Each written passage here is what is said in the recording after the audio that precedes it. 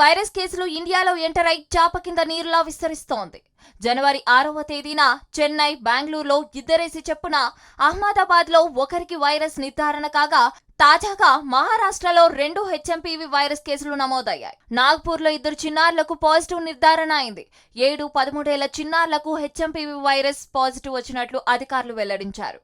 2 చిన్నారులు దగ్గు, జ్వరంతో బాధపడుతున్నారని అధికారులు వెల్లడించారు. శ్వాసకోశ లక్షణాలతో బాధపడుతున్న 2 పిల్లలను నాగ్పూర్లోని ఓ ప్రైవేట్ ఆసుపత్రికి తీసుకెళ్లినప్పుడు ఈ కేసులు వెలుగులోకి వచ్చాయి. 2025 జనవరి 3న నిర్వహించిన పరీక్షల్లో 2 పిల్లల్లో హెచ్ఎంపీవీ ఇన్ఫెక్షన్ ఉన్నట్లు నిర్ధారణ అయింది.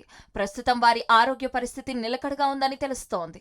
ఇండియాలో కేసులు రోజురోజుకు పెరుగుతూ ఉంటే రాష్ట్ర, కేంద్ర ప్రభుత్వాలు ఆందోళన చెందాల్సిన అవసరం లేదు, జాగ్రత్తగా ఉంటే సరిపోతుందని సూచనలు చేస్తున్నాయి. నిన్న కేంద్ర ఆరోగ్య మంత్రి జేపీ నడ్డా మాట్లాడుతూ హెచ్ఎంపీవీ వైరస్ పై అప్రమత్తంగా ఉన్నామన్నారు. ఇది కొత్త వైరస్ కాదన్న నడ్డా 2001లో ఈ వైరస్ ను గుర్తించారని చెప్పుకొచ్చారు. ప్రజలను అప్రమత్తంగా ఉండాలని తెలిపారు. పరిస్థితిని ఎప్పటికప్పుడు సమీక్షిస్తున్నామని, ఎలాంటి పరిస్థితులనైనా ఎదుర్కొనేందుకు సిద్ధంగా ఉన్నట్లుగా వెల్లడించారు. హెచ్ఎంపీవీ కేసులు పెరుగుతున్న నేపథ్యంలో Indian council of medical research ICMR కీలక ప్రకటన చేసింది. ఈ వైరస్ భారత్లో సహా ప్రపంచవ్యాప్తంగా ఇప్పటికే వ్యాప్తిలో ఉందని తెలిపింది. వివిధ దేశాల్లో హెచ్ఎంపీవీతో సంబంధం కలిగిన శ్వాసకోశ వ్యాధుల కేసులు నమోదైనట్లు చెప్పింది. ఇలాంటి కేసులు భారత్లో పెరిగినా ఎదుర్కొనేందుకు సిద్ధంగా ఉన్నామని పేర్కొంది. కేంద్ర ఆరోగ్య శాఖ కూడా ఈ పరిస్థితిని పర్యవేక్షిస్తుందని స్పష్టం చేసింది.